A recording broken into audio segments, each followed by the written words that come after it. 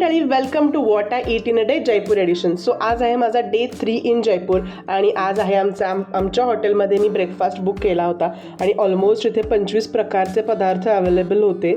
So मी खूप confuse झालेले की काय खाऊ आणि काय नको, बट मी सगळ्यातलं थोडं टेस्ट केलं आणि ब्रेकफास्ट वॉज अमेझिंग. दुपारी नंतर छान सगळं आमचं सिटी पॅलेस वगैरे एक्सप्लोअर करून झाल्यानंतर हवा महलचा मस्त व्ह्यू असलेला एक कॅफे मी शोधला होता. त्याचं नाव होतं टॅटू कॅफे.